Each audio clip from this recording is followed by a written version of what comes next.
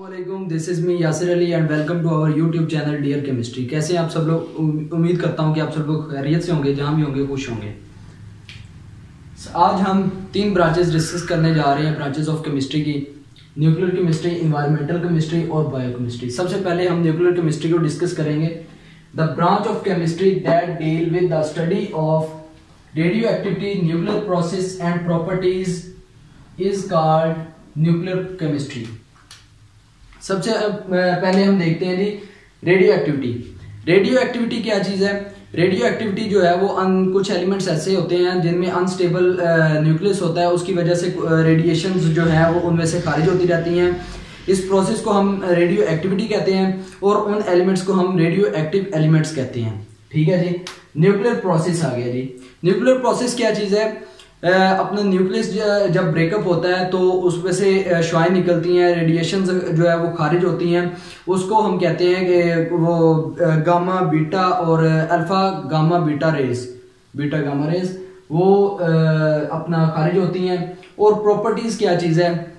उसको हम इस प्रोसेस को हम न्यूक्लियर प्रोसेस कहते हैं। और प्रॉपर्टीज जो है, प्रॉपर्टीज उन रेडिएशंस पे चार्ज कौन सा है, मतलब अल्फा जो रेडिएशंस खारिज होती हैं उन पे क्या चार्ज है, बीटा पे क्या है, गामा पे क्या है, और उनका मैस क्या है, उनकी रेंज क्या है, ये सब चीजें जो है वो प्रॉपर्टीज में आ जाती हैं।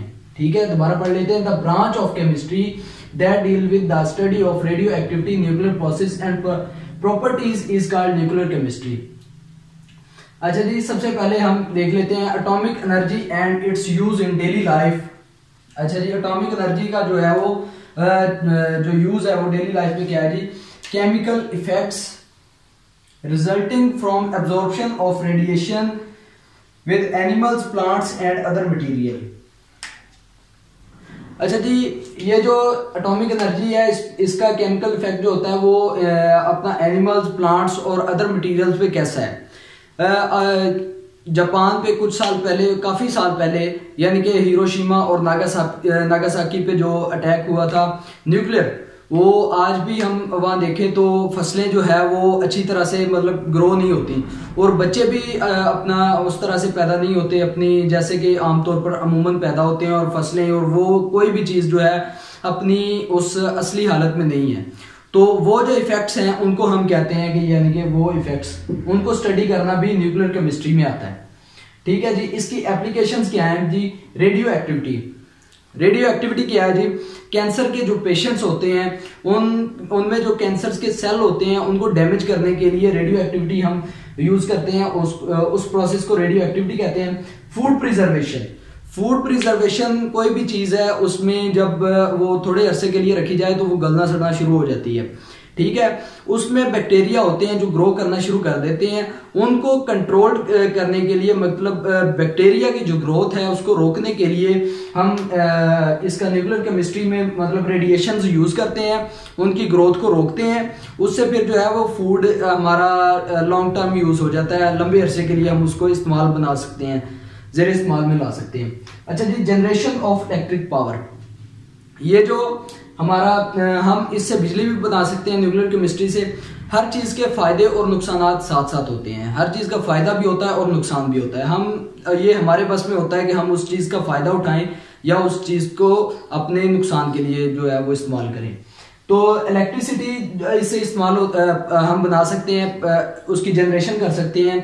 मतलब कि इसका फ्यूशन रिएक्शन होता है जिससे हम मतलब कि वो पानी बॉयल होता है, बॉयल करते हैं, वो फिर स्टीम बनती है, स्टीम से फिर वो टरबाइन चलता है और सारा प्रोसेस वो एक अलग प्रोसेस है और जनरेशन ऑफ इलेक्ट्रिक पावर यानी कि इलेक्ट्रिसिटी बनती है। दूसरी ब्रांच की तरफ हम आते हैं, environmental chemistry. The branch of chemistry that deal with the components of environment and the effects of human activities on environment is called environmental chemistry. अच्छा जी, ये कंपोनेंट ऑफ इन्वायरमेंट क्या है जी? कंपोनेंट ऑफ इन्वायरमेंट क्या है? Component of environment जी है lithosphere,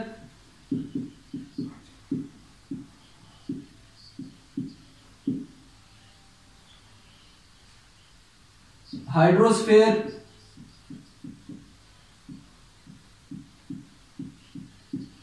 ठीक है जी, और एटमॉस्फेयर।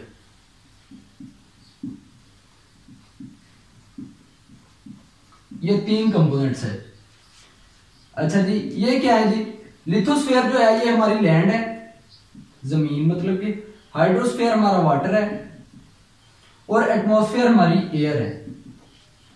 अच्छा जी, कंपोनेंट ऑफ एनवायरनमेंट और इसका इंसानी जो हमारी एक्टिविटीज हैं वो इन पर कैसे असरअंदाज होती हैं, उनका जो हमारा इसका जो स्टडी है ये आती है एनवायरमेंटल केमिस्ट्री में। अब हमने कैसे अपनी यानी कि माहौल को, इन कंपोनेंट को हमने जो है वो नुकसान पहुंचाया, कैसे जो दरख्त थे हमारे कुदरती नेचुरल, हमने उनको काट के अपने फायदे के लिए उसको इस्तेमाल करना शुरू कर दिया और हमने दरख्त खत्म कर दिए, उससे ये हमारा लिथोस्फेयर यानी कि उसको हमने डैमेज करना शुरू कर दिया। हाइड्रोस्फेयर कैसे हमारा खराब हुआ, मतलब उसको हमने कैसे नुकसान पहुंचाया हाइड्रोस्फेयर को, हमने अपनी यानी कि अपने इस फायदे के लिए फैक्ट्रीज से जो पानी निकला, हम प्लूटेड वाटर को हमने जो है वो अपना नेचुरल रिसोर्सेज में, मतलब वाटर चैनल्स में, मतलब रिवर में, स्ट्रीम में और मतलब नदियों में, दरियाओं में, हर जगह हमने जो नेचुरल हमारे रिसोर्सेज से पानी थे उनमें डालना शुरू कर दिया। और कुछ जो पानी था हमने उसको जमीन पर फैलाना शुरू कर दिया, मतलब जहरीली चीजों को हमने, हाइड्रोस्फेयर को भी जो है वो खराब कर लिया। फिर उसके बाद एटमॉस्फेयर, मतलब एटमॉस्फेयर को हमने कैसे वो तबाह किया कि मतलब हमने जो चिमनीज थी फैक्ट्रीज की, वहां से निकलने वाला धुआं उसने हमारी एयर को पोल्यूट किया। फिर उसके बाद हम जो बाइक चलाते हैं, गाड़ियां चलाते हैं, उनमें जो पेट्रोल बर्न होता है, प्रोसेस होता है, फिर उसके बाद जो धुआं निकलता है हमारी बाइक्स में से और हमारी गाड़ियों में से, वो जो है उसने हमारी एयर को पोल्यूट करना शुरू कर दिया। ठीक है जी। It is related to other branches like biology, ecology, geology, soil and water. अच्छा जी, बायोलॉजी जानदारों के बारे में, इकोलॉजी ये जो है वो एनवायरनमेंट में, मतलब जानदारों का आपस में रिलेशन, ठीक है, उस बारे में। जियोलॉजी जमीन के बारे में, सॉइल और वाटर, ठीक है जी। The knowledge of chemical process taking place in environment is necessary for its improvement and protection against pollution. अच्छा जी, ये क्या है, जो हमें इस बारे में इल्म होना चाहिए कि जो हमारे मतलब माहौल में तब्दीलियां रूनुमा होती हैं, हमें उनके बारे में जरूर पता होना चाहिए। ठीक है, मतलब कि हम बाइक चलाते हैं तो हमें पता होना चाहिए कि उससे जो धुआं निकलता है वो हमारी फिजा को आलूदा कर रहा है, मतलब कि हम दरख्त काट रहे हैं तो उससे हमें क्या नुकसान हो रहा है। हम फैक्ट्रीज का मतलब कि पानी जो है वो जमीन पर फैला रहे हैं या जमीन पर फेंक रहे हैं या वाटर चैनल्स में थ्रू कर रहे हैं, उसे फेंक रहे हैं, तो उसका हमें क्या नुकसान है। उसके बाद जो है वो ऐसी चीजें जो है वो इसमें आती हैं। ठीक है जी, हमें वो उनका इल्म जो है वो जरूर होना चाहिए। फिर उसके बाद आ जाते हैं हम biochemistry, the branch of chemistry that deal with the study of structure, composition and chemical reaction in living organisms is called biochemistry. ये स्ट्रक्चर, कंपोजिशन और केमिकल रिएक्शन हमने पहली वीडियो में इसको डिटेल से पढ़ा था। ये जो लिविंग ऑर्गेनिज्म है ये क्या चीज है जी? लिविंग ऑर्गेनिज्म है जी हम जानदार, मतलब जो जानदार चीजें हैं, हम इंसान, पौधे, जानवर वगैरह जो लिविंग ऑर्गेनिज्म है उनके बारे में जो है ये बायोकेमिस्ट्री है। It covers all chemical processes, synthesis and metabolism of biomolecules. Synthesis यानी कि किसी भी चीज का, बायोमॉलिक्यूल्स का बनना, और मेटाबॉलिज्म टूटना। हमारी बॉडी में जो मुख्तलिफ जो है वो प्रोसेसेस होते रहते हैं, चीजें बनती रहती हैं, टूटती रहती हैं। मसलन के जो है वो हमने पौधे जो हैं वो एयर से कार्बन डाइऑक्साइड लेते हैं, ठीक है, जमीन से पानी लेते हैं, उसके बाद सूरज की रोशनी की मौजूदगी में वो अपना ग्लूकोज बनाते हैं और मतलब कि अपनी खुराक तैयार करते हैं।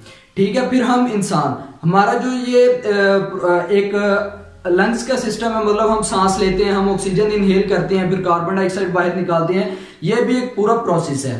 ठीक है जी। या हम खुराक खाते हैं, वो जो हमारी खुराक है वो हम खुराक खाते हैं, उसको मुख्तलिफ प्रोसेसेस के बाद मतलब कि हमारे वो पेट में जाती है और मुख्तलिफ प्रोसेसेस के बाद हमारी एनर्जी के लिए इस्तेमाल होती है, और जो हम बच जाती है वो वेस्ट मटेरियल के जरिए निकल जाती है। ठीक है जी। और जो चीजें हमारे काम की नहीं रहती हैं, हमारे जिस्म के लिए जरूरी नहीं है, वो निकल जाती हैं। बायोमॉलिक्यूल्स क्या है जी? मतलब कि carbohydrates, proteins and fats. Carbohydrates ये जो है ये हमें चावलों से, गंदम से और इस तरह की चीजों से हमें जो है वो हासिल होते हैं। प्रोटीन्स मीट हो गया, ठीक है, अंडे हो गए, इन चीजों से हासिल होते हैं। फैट्स मतलब घी वगैरह। अच्छा जी, इसका स्कोप क्या है? इसका स्कोप मतलब कि जो एक बायोकेमिस्ट है, जिसने जो बायोकेमिस्ट है उसने वो किस किस फील्ड में काम कर सकता है? वो मेडिसिन की फील्ड में भी जा सकता है, फूड साइंसेज में भी जा सकता है, उसके बाद वो एग्रीकल्चर में भी जा सकता है।